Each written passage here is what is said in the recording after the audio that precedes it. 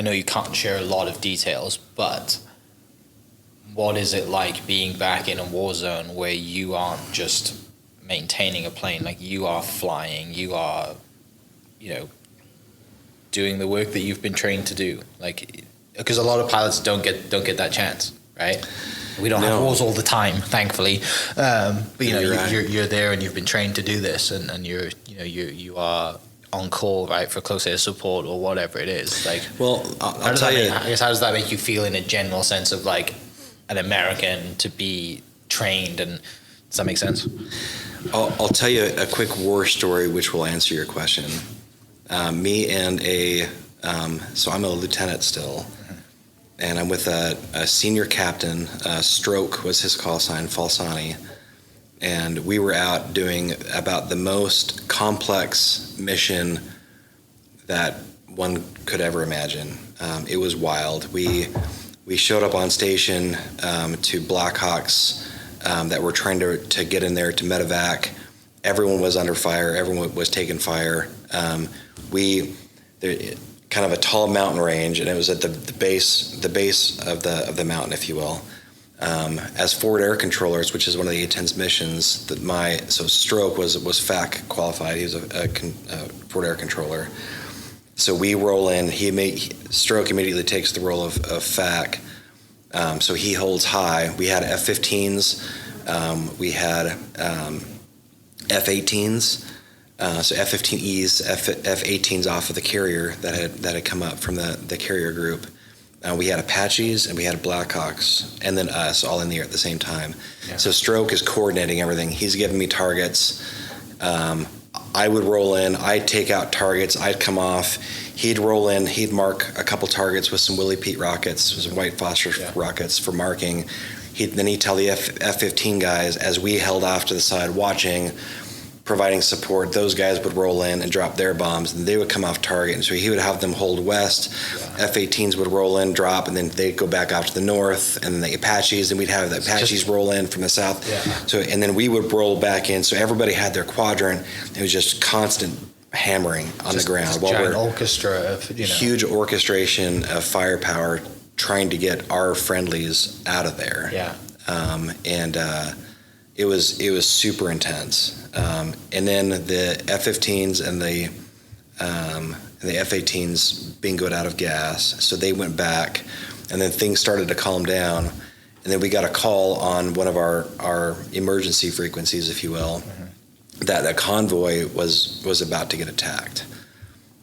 So we calmed everything down with the situation on the ground. We made sure the Blackhawks were safe to medevac the people out. We picked up this new frequency, and they were just on the other side of the mountain. So we made sure everything was good to go there. We popped up and over the other side of the mountain, and then there's this convoy that is receiving word that they're about to get hit with the ways that they do that we can't talk about. So sure enough, we see on this hillside, we see a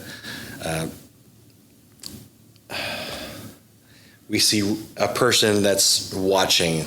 Yeah, with a sat phone, calling it in.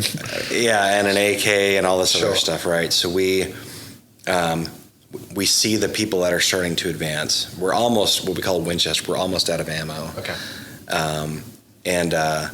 So I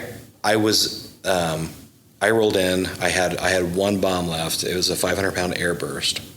The convoy was in. They were all up armored, but it was a big deal to drop an air burst. That means the bomb at about 20 feet above the ground or so, it has a little radar. It senses the ground and it says, "Hey, I'm going to go off right now." And then instead of impacting the ground, it goes off above the ground. Yeah. Right. So it's meant for soft targets. Sure. And that convoy, they called us in, and we told them on the radio that if we drop this bomb, it could kill them too. And the guy said, "If you don't drop it, we're all dead."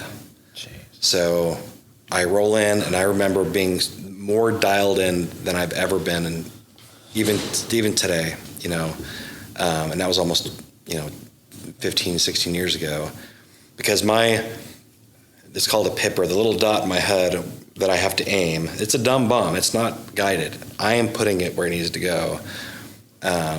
If it would have been off 1/16 of an inch, I would have hit the convoy. right? So just everything had to be so perfect to drop that airburst, and it worked perfectly. So we had to get to do a danger close scenario like that, the guy on the ground has to call us up and physically give us his initials. He's saying, my initials are Juliet Bravo. That's my God-given name. I'm giving you permission to drop that bomb, even though it might kill me. So we had to get ground commander's initials for the danger close. And it worked. The airburst went right where it needed to go, and it stopped there was a large amount of individuals pocketed that were basically running towards the convoy, and I was able to stop them. And to tie this into your question, a short time after that, a stroke Falsani was I don't even remember where he was at now, but a guy that was in that convoy found him and told him that he was able to go home and see his unborn child because we saved his life. And that moment when Stroke called me and said, dude, I just met one of the guys from the convoy. He was like crying. He was all emotional. He was alive because of what we did.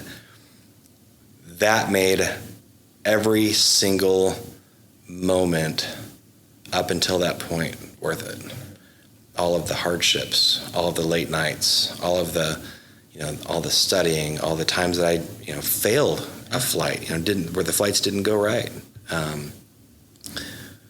All those pieces came together for that moment to where I was able to put that bomb on target and saved a convoy.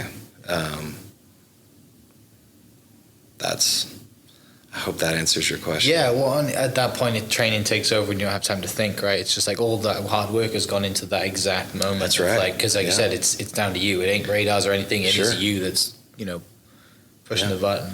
No, I'm not saying that the next guy wouldn't have been able to do the same thing. No, of course not. I agree. But for me, that made all of it worth it. Yeah. For me to go through all of that, to be able to put that, to be able to take that scenario to the completion that we did, it made everything worthwhile. It made it all worthwhile. And I've told that story to thousands of training students,